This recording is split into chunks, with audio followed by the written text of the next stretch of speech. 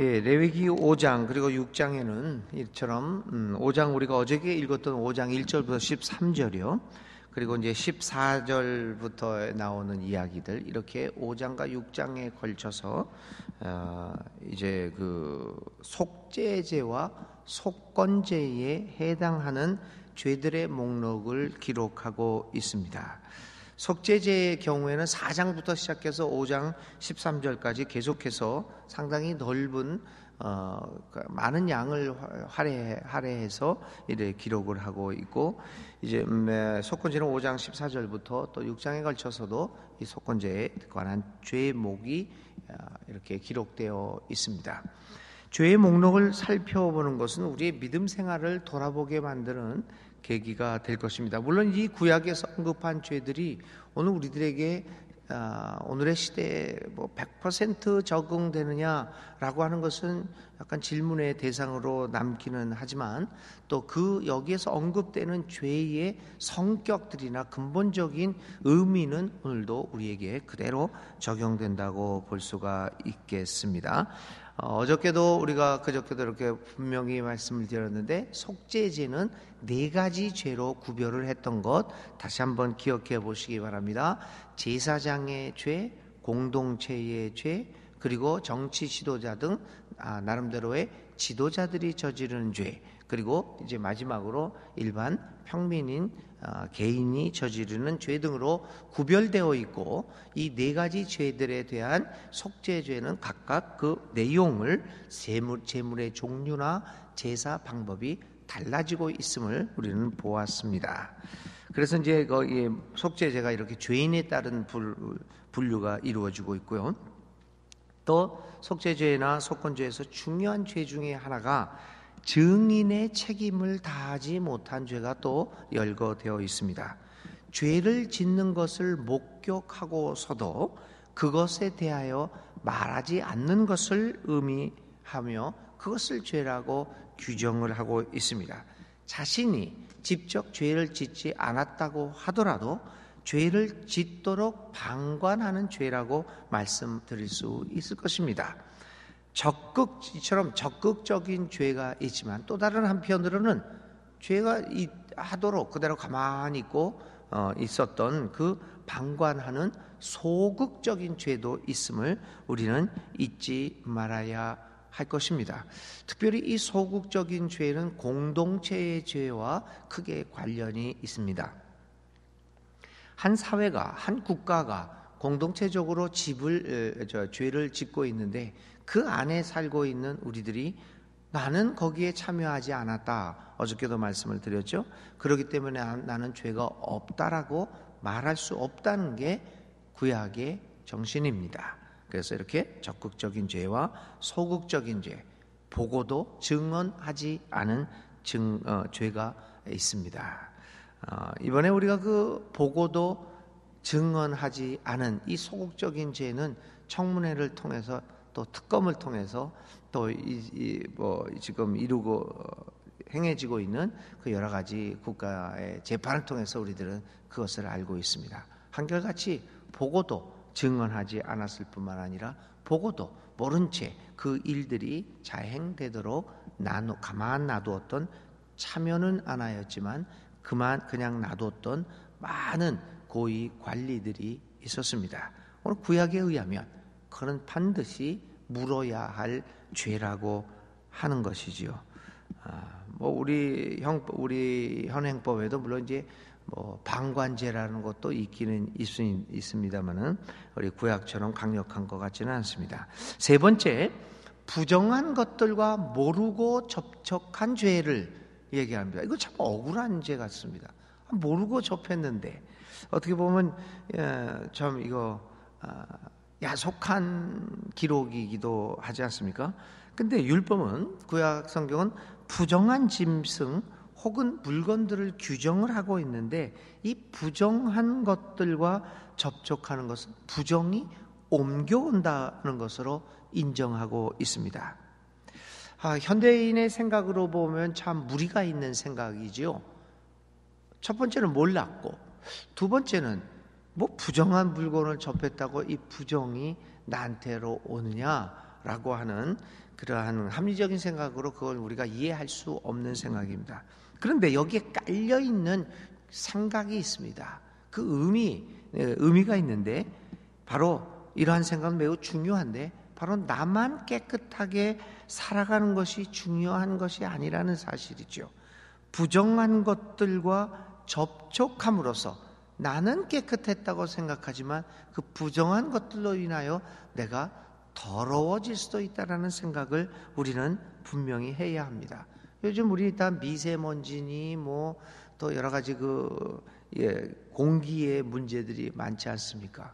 아무리 혼자서 깨끗하게 한다고 하더라도 대기가 오염되어 있으면 그 대기의 오염 때문에 나는 의식하지 못한 채 또 원하지 않은 채 나 자신도 더러워진다는 것은 우리 너무나도 잘 알고 있는 인생의 법칙이고 진리입니다. 그렇습니다. 부정은 내부 자신에서부터 나의 내면에서부터 발생하고 있기도 하지만 외부의 나쁜 영향으로부터 자유롭지 못한 것이 인간 존재임을 보아야 합니다. 그래서 이 외부의 죄들에 대하여 눈 감는 것은 내 자신을 더럽히는 일과 같다. 그래서 부정한 것들과 모르고 접촉한 것도 죄로 규정하고 있습니다. 우리는 이 죄의 규정의 정신들을 잘 살펴서 오늘의 삶에 적용해야 합니다. 네 번째는 생각 없이 말을 한 죄.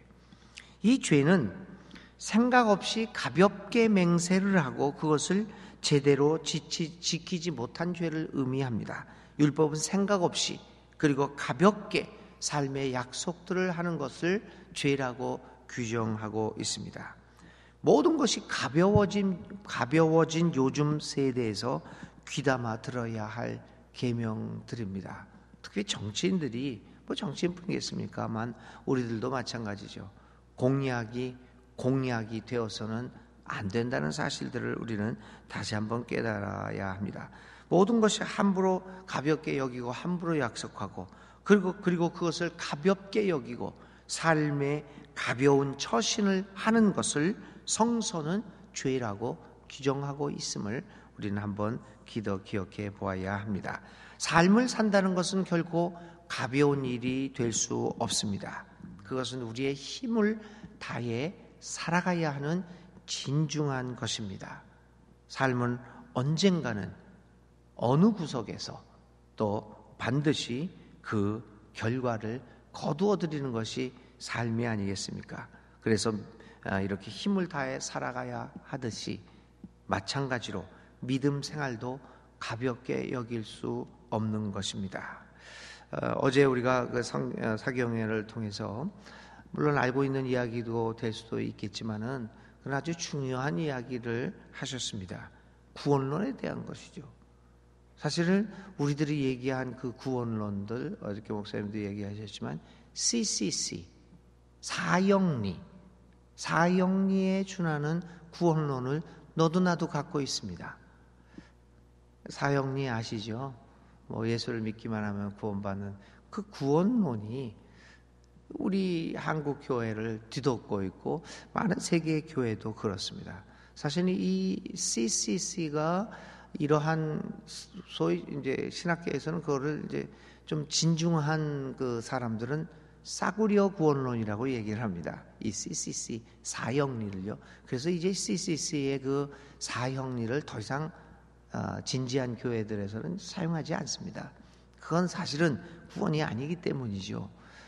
근데 이제 사실은 이제 20세기 초반 1910년부터 세계 교회를 휩쓸기 시작했던 것이 바로 믿으면 구원받는다, 입으로 고백하면 구원받는다라는 소위 싸구려 가벼운 구원론이었습니다. 그걸 시작한 신학은 근본주의 신학입니다. 20세기 초기에 근본주의 신학이라는 것이 발흥을 합니다. 정확하게 얘기하면 1910년도에 근본주의라고 하는 이런 두꺼운 책이 하나 발간됨으로써 본격적으로 이제 시작을 됐죠. 그 전부터 그런 경향들은 있었긴 했는데요. 그 이후부터 이제 그 세력들이 세계 신학계에 이제 뿌리를 내리기 시작했고, 그것이 이제 한 50년, 60년 전에 CCC나 여러 가지 그 선교 단체들을 통해서 우리 한국 기독교계에 스며들게 되어서 그것이 대세를 이루게 되었던 거죠. 또 그리고 이제 점점 인생을 가볍게 여기는 세대가 오게 되면서 이 선교 단체가 얘기한 이 가벼운 구원론이 이 짝꿍이 맞아 떨어지게 된 것이죠.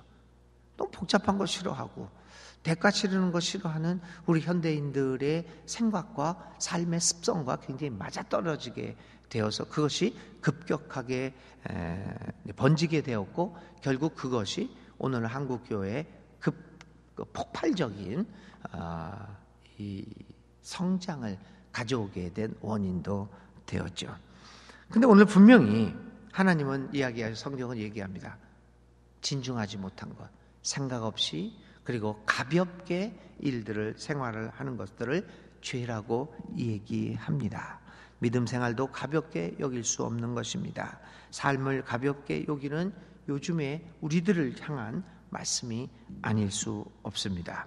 자, 이러한 죄를 저지른 사람들은 누구나 하나님께 용서를 구해야 하고 속죄를 받아야만 했습니다. 그리고 위에 기록된 죄로 인하여 피해가 발생하였다면 율법이 정한 대로 그것에 대한 배상을 하게 되었던 것입니다. 또 다섯 번째 속건제나 속죄제에서 얘기하는 것은 주의 명령을 성실하게 감당하지 못한 죄를 이야기하고 있습니다. 이것은 주님께 바치는 제물 혹은 주의 제단의 성물들을 함부로 대함으로써 짓게 되는 죄에 대한 언급입니다. 하나님을 섬기는 일에 있어서 그 일을 제대로 수행하지 못했을 때 우리는 죄를 짓는 것이다, 이렇게 생각해 볼 수 있습니다. 다시 말하면 하나님을 섬기는 데 있어서 우리들의 성실함이 요구된다라고 이야기하고 있습니다. 하나님은 가볍게 여김을 받으시는 분이 아니라고 말씀을 하셨습니다. 그저 시간이 있는 대로 아니면 우리의 편한 대로 주님을 섬기는 것이 아니라 우리의 정성과 다짐을 다하여 섬기는 것이 요구된다고 말씀드릴 수 있을 것입니다. 하나님은 가볍게 취급을 당하실 분이 아니심을 명심하고 있습니다. 언제나 하나님을 섬기는 일에 있어서 우리의 최선을 다해야 할 것입니다. 더욱이 하나님을 섬기는 일에 있어서 불성실하였을 경우에 죄인은 속죄제를 올릴 뿐만 아니라 속건제까지도 드립니다. 이게 참 재미있는 말이죠. 이게 죄에 따라서요, 속죄제만 드리는 게 있고, 그리고 또 죄에 따라서 속죄제가 아니라 속건제를 드리는 것이 있는데, 이 일에 대해서는 하나님을 가볍게 대해서 불성실하게 하나님을 섬겼다 하는 경우에는 속죄제와 속건제 두 개를 드려야 하는 아주 좀 어떻게 보면은 중요한 죄로 다루고 있습니다. 그래서 이랬을 경우에, 불성실하였을 경우에는 속죄제를 드리고 나서 또 속건제를 드리고 속건제에 드린 제물의 5분의 1을 더하여 배상으로 지불해야 합니다. 저는 이거를 읽을 때 어떻게 보면은 좀 웃기도 했습니다. 재밌다. 우리 하나님 참 재미있으시다. 자기를 불성실하게 행한 거를 너 나한테 배상해라. 이게 참 재밌는 얘기 아닙니까? 하나님 그 속죄제를 뿐만 아니라 하나님이 너 그것만 가지고 안 된다? 배상해라. 그래서 5분의 1을 내가 마음이 상했으니 5분의 1을 더 배상을 해서 나를 해라. 그런 재미있는 그것을 저는 발견합니다. 이만큼 하나님을 불성실히 대하는 것들을 귀중하게, 아주 중하게 여겼다는 것을 볼 수 있습니다. 그리고 이제 마지막으로 이제 내일 읽을 말씀에 나오는 것인데, 하나님은 죄에 대하여 말씀하시면서 이런 결론을 내립니다. 나 주가 하지 말라고 명한 것 가운데 어떤 것을 하여 잘못을 저질렀으면 비록 그것이 금지된 것인 줄 몰랐다고 하더라도 그에게는 허물이 있다. 그는 자기가 저지른 악행의 결과에 책임을 져야 한다. 오늘 읽을 말씀 중에서도 부지 중에라는 말이 있습니다. 모르는 중에. 근데 이제 이 6장, 5장, 6장의 결론이 그거였죠. 부지 중에 모르고 그 일을 했는데 그 일이 금지되어 있는 것을 몰랐습니다. 그렇다고 나는 책임이 없다라고 말할 수 없다는 것입니다. 하나님 앞에 지은 죄는 몰랐다는 말로 변명할 수 없다. 몰랐다고 하는 것이 우리의 죄를 감면해 주지 못함을 깨달아야 합니다. 몰랐다고 하더라도 우리는 우리가 행한 일에 대한 분명한 책임을 져야 합니다. 다른 사람에게 책임을 전가할 수 없다는 것입니다. 우리가 저지른 죄에 대한 대가는 죄인 스스로가 치러야 하는 것이다. 성서는 죄와 그 결과에 대한 책임은 죄인에게 있음을 명백하게 밝혀주고 있습니다. 그래서 책임을 다른 사람에게 전가하고 스스로 책임을 지기를 싫어하는 요즘의 사람들에게 하나님은 경고하고 계십니다. 어느 누구도 내가 저지른 죄에 대하여 책임져 줄 사람이 없다는 것을 말씀하십니다. 그래서 속죄죄나 속건죄를 통하여 우리는 죄에 대한 우리의 책임을 다하고 있는 것입니다. 속죄죄와 속건죄가 하나님이 우리에게 제정해 주신 것은 구약 정신에 의하면 이로 말미암아 각자가 죄에 대한 책임을 분명히 해라 라고 말씀하고 있습니다. 이를 통해서 죄에 대한 우리의 책임을 다하며 살아가는 우리 진정한 믿음의 식구들이 다 될 수 있기를 간절히 기원드립니다. 오늘의 생각할 말씀은 죄와 책임입니다. 우리는 거기에 걸맞는 책임적인 삶을 살고 있는가라고 하는 것들을 생각해 보시기 바랍니다. 오늘의 기도 드리겠습니다. 하나님, 오늘의 말씀을 통하여 우리의 삶에 대한 책임이 얼마나 막중한가를 생각해 봅니다. 하나님 앞에서 얼마나 진중하게 살아가야만 하는가에 대해서 더 깊이 생각을 해 봅니다. 가볍게 여김을 받으시지 않는 하나님을 섬기면서 얼마나 우리는 하나님을 가볍게 여기며 살아왔는지 깨닫습니다. 하나님을 믿는다고 하면서도, 그리고 하나님의 뜻을 구하면서도 우선적으로 나의 뜻을 먼저 앞세웠던 우리들이었음을 고백합니다. 우리의 죄를 용서하여 주시옵소서. 하나님, 가끔은 우리는 그것이 죄인 줄 몰랐다는 말로 우리의 책임을 회피하기도 했습니다. 그러나 하나님, 이제부터 우리는 언제 어디서나 책임을 지는 모습을 보이면서 살아가겠습니다. 그렇게 함으로써 하나님의 사람들은 책임적인 존재라는 것을 보여줌으로써 하나님께 영광을 돌리도록 하겠습니다. 우리를 도와주옵소서. 더 이상 다른 사람에게 책임을 전가하지 않는 삶을 살아가겠습니다. 우리와 함께 하옵소서. 예수님의 이름으로 기도를 드립니다. 아멘. 오늘의 실천입니다. 오늘의 말씀을 통해서 오늘의 실천은 모른다는 말로 나의 책임을 회피한 적이 있는가를 생각해보고 만일 있다면 하나님 앞에 속죄죄와 속건죄를 마음속으로 한번 드려보시기 바랍니다. 그리고 오늘 대한민국의 지도자들이 책임을 회피하고 몰랐다, 기억 안 난다 라고 하는 말들이 하나님 앞에서 얼마나 무서운 말인지 무책임한 말인가를 한번 우리 함께 절감해 보는 하루의 실천이 될 수 있기를 바랍니다. 주님 가르쳐 주신 기도 드립니다. 하늘에 계신 우리 아버지, 아버지의 이름을 거룩하게 하시며 아버지의 나라가 오게 하시며 아버지의 뜻이 하늘에서와 같이 이 땅에서도 이루어지게 하소서. 오늘 우리에게 일용할 양식을 주시고 우리가 우리에게 잘못한 사람을 용서하여 준 것 같이 우리의 죄를 용서하여 주시고 우리를 시험에 들게 하지 마시고 악에서 구하소서. 나라와 권능과 영광이 영원히 아버지의 것입니다. 아멘. 아멘.